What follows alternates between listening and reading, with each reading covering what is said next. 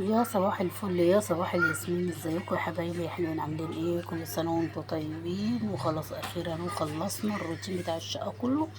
انا ايه، بركب بقى الستاير اهو. قاعده ايه، بركب الدبل بتاعتها. انا بركب الدبل بتاعت الستاير اهي. هو الفيديو ده كان مفروض ينزل لكم امبارح، لا انا نزلت المنبار الضاني الاول، وبعد كده قلت انزل ده النهارده. وان شاء الله باذن الله بقى الفرش النهائي باذن الله هنزل لكم اول يوم العيد. اهو كل سنه وانتم طيبين يا حبايب قلبي، يعود علينا وعليكم الايام بخير. انا عندي ستاير شتوي وستاير شيفون وستاير ايه، ستاير يعني كتير، يعني خفيفه وتقيله ووسط وكده. انا ايه، حطيت حاجات خفيفه بالنسبه ايه، الحر مبهدلنا بصراحه، مش فوقنا حد وايه، والحر مخلينا ايه مش طايقين نفسنا. قلت اما افرش حاجات خفيفه كده. اهو هفرش بقى البرائع بس، ومش هفرش حتى الجناب.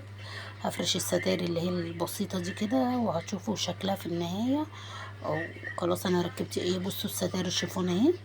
حتى ايه الاوضه اللي جوه باينه منها، يعني خفيفه، يعني مش هتسيب اثر.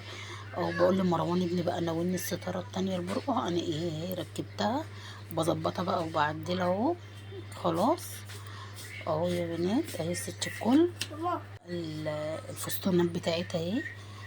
لك ايوه، ماسكه واحده واحده كده بظبطها اهي معاكم اهو. خلاص ادي ايه، اول جنب ركب في الصالون. وهنزل بقى اهو، واقفه بقى على كرسي خشب، ما ينفعش السيراميك السلم اتكسر بسبب السيراميك، والكراسي البلاستيك برضو. اوعوا حد يقف على كراسي بلاستيك على السيراميك، بصراحة بتدمر الدنيا، بتوقعنا وبتدمر الدنيا. خلاص اهي ركبت بقى الجنبين اهو. خلاص واخدة التانية اهي وراحة على الجنب التاني اهو. بلم بقى الفرش كده وبظبط الدنيا اهو معاكم، وهتلاقوها زي الفل دلوقتي اهو، شايفين؟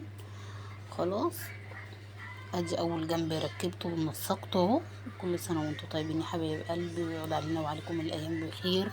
وبصراحه الواحد بيعمل بتبقى بهجه وفرحه وبتبقى الاطفال برضو فرحانه معانا واحنا بنروق وبنعمل. انا بصراحه ابني ما شاء الله عليه ملازمني ومفرحان معايا ايه، وبسطني قوي على الاخر، مدمرني ومدمر الدنيا معايا.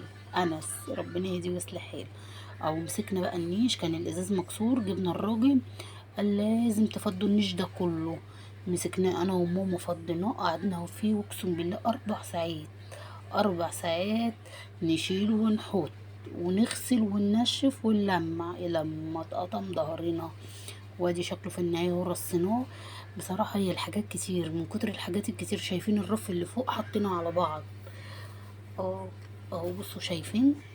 اه الحاجة ايه، عمالين عمالين نزنق فيها. او الطقم العسلي ده برضو مسكناه، وحاجات تاني شلناها من النيش حطيناه في المكتبة. هبقى اوريها لكم برضو في يوم. خففنا شوية من النيش. او مسكنا بقى الطقم بقى، بصوا مسحناه وغسلناه ولمعناه وخليناه قشطة. 4 ساعات بنعمل في النيش، ورغم مش كبير وصغير وسط يعني.